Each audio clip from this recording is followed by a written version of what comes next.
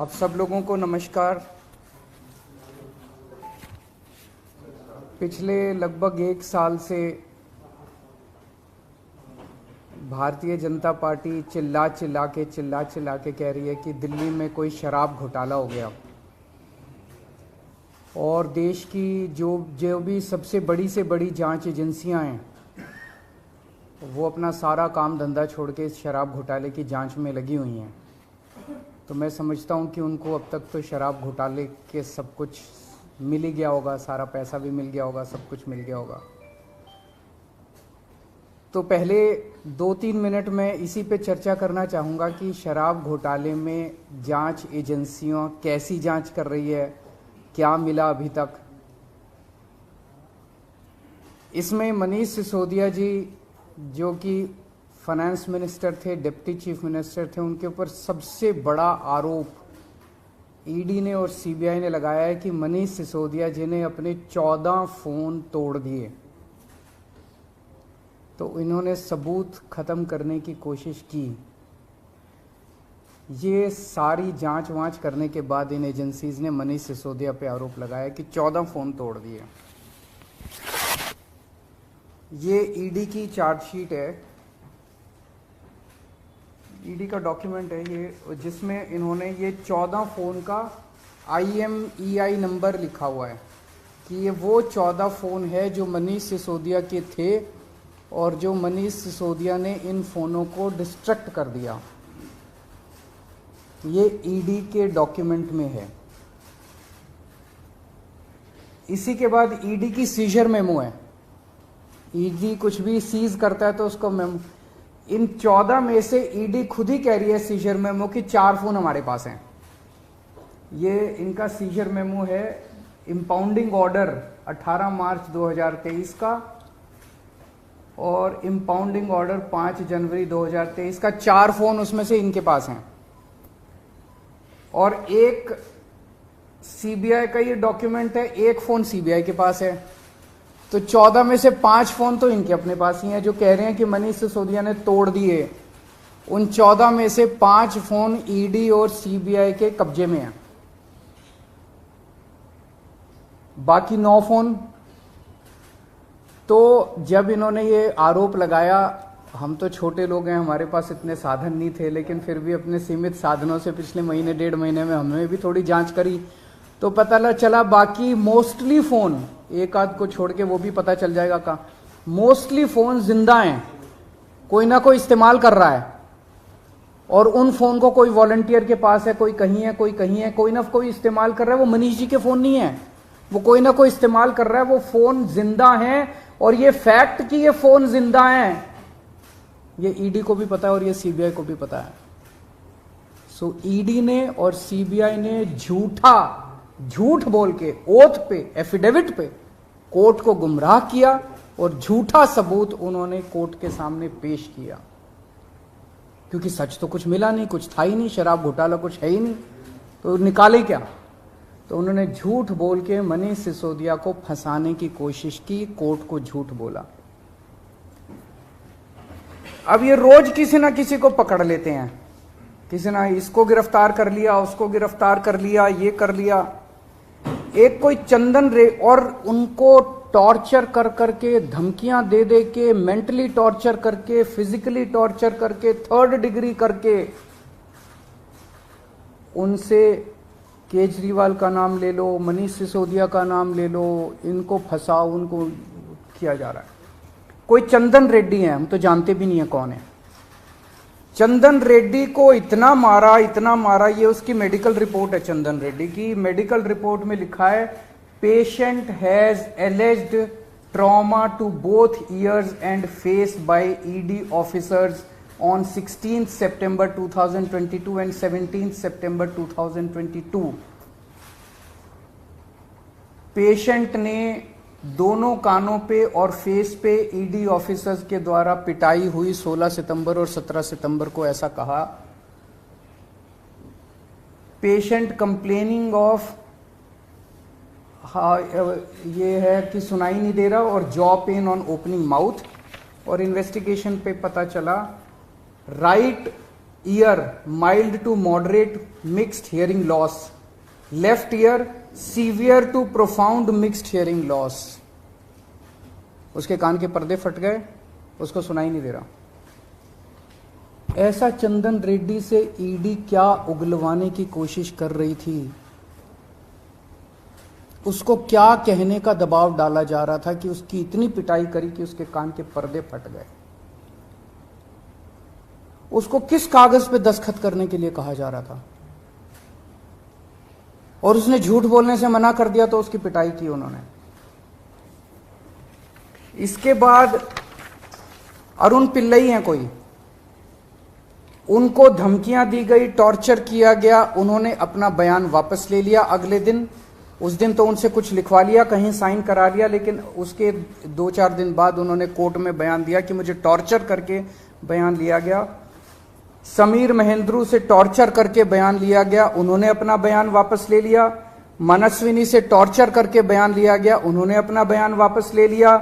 भूषण बेलगवी से टॉर्चर करके, ये 5 नाम तो मेरे पास ही हैं, पता नहीं ऐसे कितने लोग हैं जिन लोगों को टॉर्चर कर करके बयान लिए गए। ये हो क्या रहा है? एक के बाद एक, एक के बाद एक, एक के बाद एक, जितने लोगों को ये बुला रहे हैं सबको मारते हैं, पीटते हैं, टॉर्चर करते हैं। एक ऐसा व्यक्ति है जिसे एक कमरे में उस व्यक्ति को बिठा रखा था, दूसरे कमरे में उसकी वाइफ को और उसके पिताजी को बिठा लिया, और उसको बोलते हैं कि या तो इस कागज पे साइन कर दे, नहीं तो तेरी पत्नी को और तेरे पिताजी को भी जेल भेज रहे हैं। ये चल क्या रहा है? मैं प्रधानमंत्री जी से पूछना चाहता हूं, ये चल क्या रहा है? जहां कोई घोटाला नहीं हुआ वहां पे कोशिश की जा रही है जबरदस्ती करके, लोगों से जबरदस्ती करके, मार के, पीट के, धमकियां देके बयान लिखवाने की। एक व्यक्ति है, उससे कहा गया कि कल देखते हैं तेरी बेटी, उसकी 2 जवान बेटियां हैं, कल देखते हैं तेरी बेटी कॉलेज कैसे पहुंचती है। ये जांच चल रही है इन लोगों के। एक व्यक्ति है, उसके वकील ने कोर्ट में खड़े होकर कहा कि हमारे मुवक्किल के, मेरे मुवक्किल के ऊपर दबाव डाला जा रहा है कि दिल्ली के पॉलिटिशियंस का, कोर्ट के अंदर खड़े होकर उसने बोला कि मेरे मुवक्किल के ऊपर दबाव डाला जा रहा है कि आप दिल्ली के पॉलिटिशियंस का नाम लीजिए। ये इनकी जांच चल रही है। इस सारी जांच करने के बाद, 1 साल जांच करने के बाद, ये आरोप लगाते हैं कि 100 करोड़ रुपए की रिश्वत ली गई और दी गई। वो 100 करोड़ रुपया कहां है? एक नया पैसा कहां है वो 100 करोड़ रुपया? सब इतनी 400 से ज्यादा रेड हो चुकी हैं। मनीष सिसोदिया जी के घर पे रेड हो गई, इतने सारे दूसरे लोग, वो पैसा है कहां?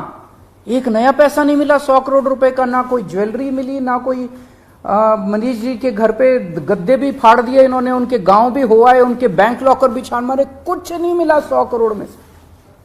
फिर आरोप लगाया कि 100 करोड़ रुपया गोवा के चुनाव में इस्तेमाल हुआ है। जी, गोवा के हमारे जितने वेंडर्स थे जिनसे हमने काम कराया था, सारे वेंडर्स पे रेड मार चुके ये लोग।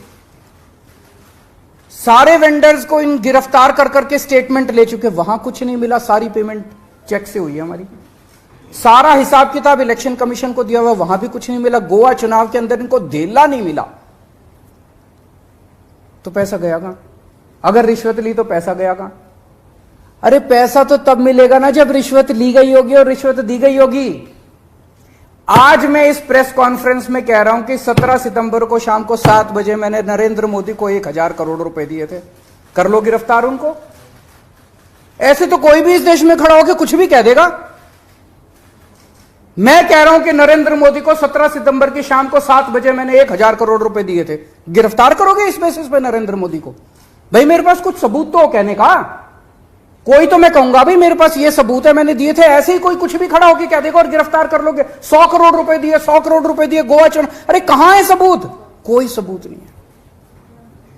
ये पॉलिसी इतनी शानदार पॉलिसी थी, ट्रांसपेरेंट पॉलिसी थी, जो भ्रष्टाचार खत्म कर देती पूरे के पूरे शराब सेक्टर में। ये इस बात से साबित होता है कि ये पॉलिसी जब पंजाब में लागू की गई, पूरी कॉपी पेस्ट पॉलिसी है, जब पंजाब में लागू की गई तो इस पॉलिसी से 50% रेवेन्यू 1 साल के अंदर बढ़ गया। 50% रेवेन्यू दिल्ली के अंदर इन्होंने लागू नहीं की, करने दी, पंजाब के अंदर इनकी चली नहीं, क्योंकि पंजाब एक फुल स्टेट है। तो मैं मोदी जी को कहना चाहता हूं, मोदी जी अगर केजरीवाल भ्रष्टाचारी है तो फिर इस दुनिया के अंदर कोई ईमानदार नहीं है। मुद्दा भ्रष्टाचार है ही नहीं, मुद्दा भ्रष्टाचार की जांच है ही नहीं, मुद्दा शराब घोटाला है ही नहीं। ऐसा शख्स देश का प्रधानमंत्री जो सर से लेकर पैर तक भ्रष्टाचार के अंदर डूबा हुआ है, उसके लिए भ्रष्टाचार मुद्दा कैसे हो सकता है? पिछले मार्च के आखिरी हफ्ते के अंदर मैंने इतने सारे असेंबली के अंदर इतने सारे गिनाए थे भ्रष्टाचार जो इन्होंने किए हैं, इतने भ्रष्टाचार गिनाए थे। इन्होंने तो मेरे को तभी कह दिया था उस दिन, जिस दिन असेंबली में मैंने स्पीच दी थी, शाम को संजय सिंह का मैसेज आया कि अरविंद जी अब अगला नंबर आपका है। कल सत्यपाल मलिक जी ने एक इंटरव्यू दिया, मैं वो सुन रहा था। सत्यपाल मलिक जी ने कहा मोदी जी को भ्रष्टाचार से कोई परहेज नहीं है। ये मैं तो नहीं कह रहा हूं, ये तो उनके अपने गवर्नर कह रहे हैं। सत्यपाल मलिक जी कौन है?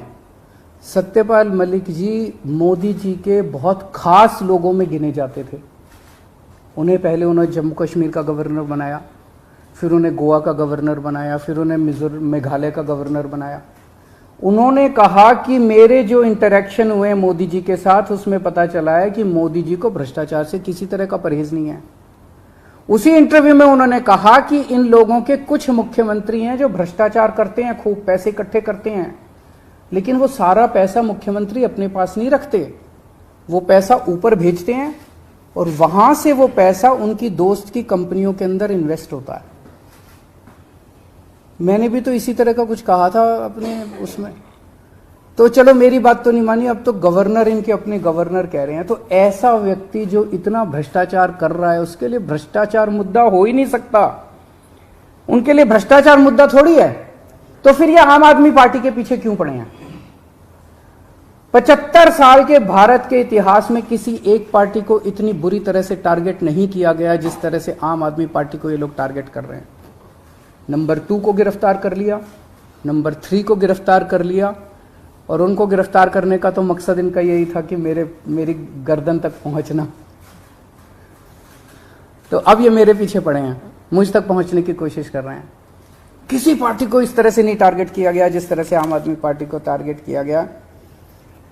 उसका एक कारण है, वो कारण है कि 75 साल के बाद आम आदमी पार्टी ने इस देश को एक ऐसी उम्मीद दी है जो कि कोई पार्टी नहीं दे पाई। गुजरात के अंदर 30 साल से बीजेपी की सरकार है, उसमें 12 साल प्रधानमंत्री मोदी जी खुद वहां पे मुख्यमंत्री रहे। 30 साल के अंदर ये एक सरकारी स्कूल ठीक नहीं कर पाए, एक भी सरकारी स्कूल ठीक नहीं कर पाए। जब मोदी जी को फोटो खिंचवाने के लिए सरकारी स्कूल में जाना था तो एक टेम्पोरेरी क्लास, एक टेंट के अंदर टेम्पोरेरी क्लास बनानी पड़ी इनको फोटो खिंचवाने के लिए। फोटो खिंचवाने लायक सरकारी स्कूल भी नहीं बना पाए। और 5 साल के अंदर दिल्ली के हमने सारे सरकारी स्कूलों का कायाकल्प कर दिया। 5 साल के अंदर हमने सारे सरकारी स्कूल ठीक कर दिए। इस देश के लोगों को आम आदमी पार्टी ने एक उम्मीद दी है कि केवल आम आदमी पार्टी उनकी गरीबी दूर कर सकती है, उनको शिक्षित कर सकती है, उनके बच्चों को रोजगार दे सकती है। आम आदमी पार्टी ने इस देश के लोगों को उम्मीद दी है। प्रधानमंत्री जी उस उम्मीद को कुचलना चाहते हैं। प्रधानमंत्री जी नहीं चाहते कि वो उम्मीद आगे बढ़े, क्योंकि अभी तक इन सारी पार्टियों को की मिलके जो लूट चल रही थी, अगर इनको स्कूल बनवाने पड़ गए, इनको अस्पताल बनवाने पड़ गए, तो उनको लूटने के लिए पैसे नहीं बचेगा। तो कल इन्होंने मेरे को बुलाया है, मैं जाऊंगा कल सीबीआई में, और मैं फिर से अंत में यही कहना चाहता हूं कि प्रधानमंत्री जी, अगर केजरीवाल चोर है, केजरीवाल भ्रष्टाचारी है, तो इस दुनिया में कोई ईमानदार नहीं है। सर, क्या आपको आशंका है कि कल जब आप पूछताछ जाएंगे तो गिरफ्तारी हो सकती है आपकी? संडे का दिन है, जैसे मनीष जी को अरेस्ट किया जाए, आप नहीं कर सकते? भाई ये बीजेपी वाले तो मैं कल से देख रहा हूँ प्रेस कॉन्फ्रेंस कर करके यही कह रहे हैं कि केजरीवाल को गिरफ्तार करेंगे। तो अगर बीजेपी ने सीबीआई को ऑर्डर दे दिए हैं कि गिरफ्तार करना है, तो फिर सीबीआई उसको नकार कैसे सकती है? बीजेपी के ऑर्डर तो मानेंगे वो लोग। Thank you.